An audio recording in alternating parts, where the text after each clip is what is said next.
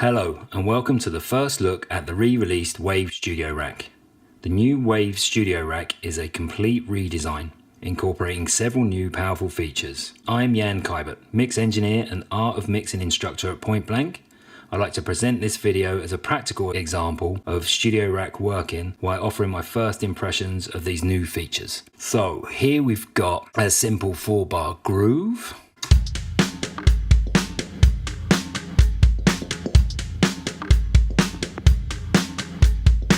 So we've got an acoustic recorded drum kit and some electronic percussion as well. So one more listen and I'll bypass all the studio racks.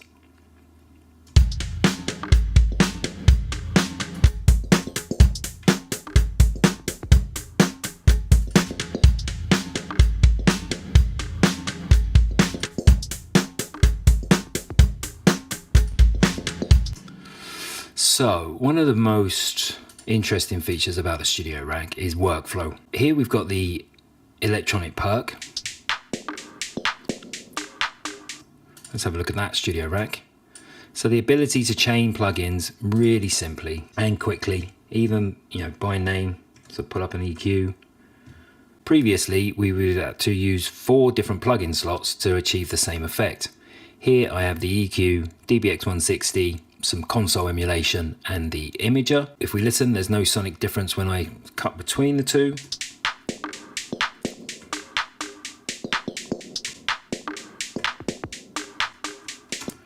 But here I can save this as a stereo exciter and use this in any DAW session quickly and easily. So let's have a breakdown what we've done in here. So starting off with a kick.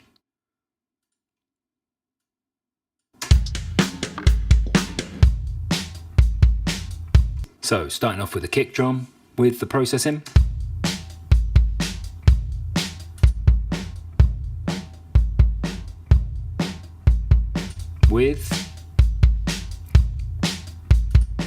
Without.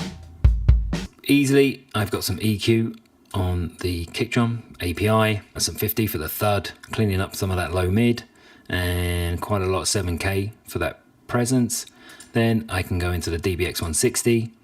This would be a familiar chain for me, so again I can save this as API kick, and then that will be available in any mix session when I'm using StudioRack. Here we've got a blank instance of StudioRack, and here I've got a creative use for StudioRack. So this sprinkled to taste is a technique from an American famous mix engineer in a rock genre, where they often duplicate the snare, acoustically recorded snare microphone. Here we've got the snare top and we've duplicated that, and then we give it some aggressive processing. So first of all we've got some harmonic distortion with the Berserk.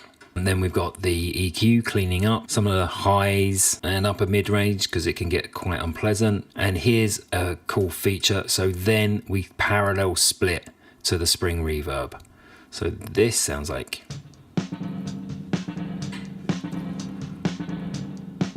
And within the StudioRack now, I've got saturated EQ signal with a fader, and then I get the parallel. And in this case, we're using the spring reverb from the guitar effects that doesn't have a fader for level on it. So here I've got a fader.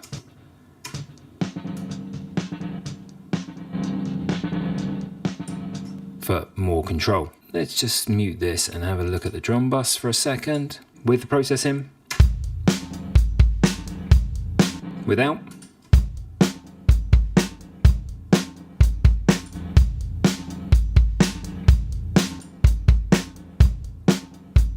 So here I've got the SSL G series, I've got the EQ engage, bit of low end, adding the third, cleaning up some of that low mids, bit of presence for the snare. I often would use some high frequency but just felt I didn't need it. So then that gets parallel split off. So I have my dry, and then my parallel wet is the EMI-TG channel using the limiter quite aggressively. So just the TG.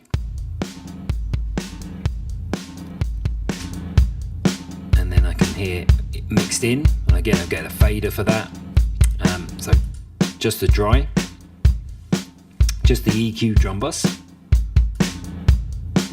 and then the TG, which has the EQ, but then I can blend in that ultra heavy compression. Another cool feature is the width, the W down here. So at the end of every split within the racks, Waves are built in the S1 imager to add or remove width, which is a nice little feature. So that's the acoustically recorded drums. So we've got these two loops. The first one without, with the processing. So again, chaining up an EQ, getting rid of some of that high end energy, some of that low end. DBX 160, the ability to switch off the plugin so you can hear where you're up to in the chain. Really easy, really intuitive.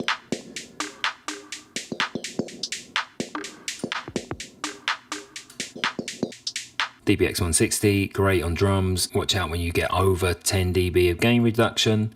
Here we've got the ability to blend in, so I could split off into a parallel, this compressor. Here I've got the bus, spikes console, lots of drive, adding some of that high-end excitement back in.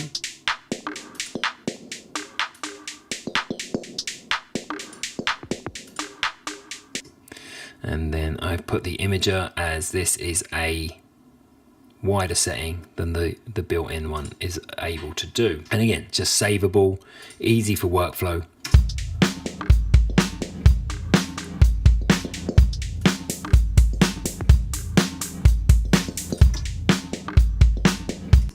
Last but not least, we've got some another loop. I think this is acoustically recorded sticks.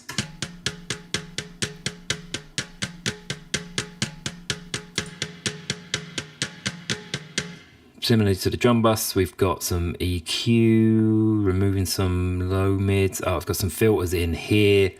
Let's hear without that. So some of that real high end fizz, cutting that out.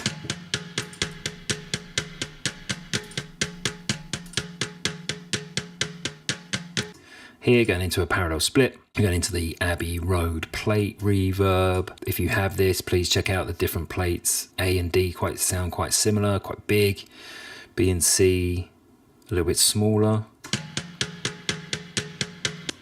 And then I can just EQ some of that high end out of there, out of just the reverb.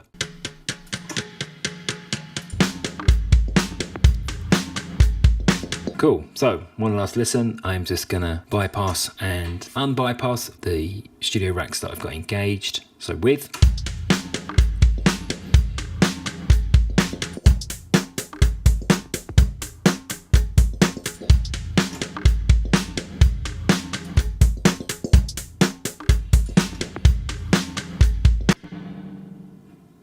Really cool, powerful features. We didn't look at the multi-band. Adding a multi-band split will now create any Waves plugin, new and old. If it has a multi-band feature or not, it doesn't matter anymore. Within StudioRack you do. So here we can have the Puitec 670, compressing everything under 200, and then we could have the Kramer tape. There's some sort of saturated, tape compression saturation happening above that, where that would have been quite complicated and not as fast as that to set up previously. So that's the new Waves updated StudioRack. So looking forward to using this myself. I hope you enjoyed it. Take care. Bye for now.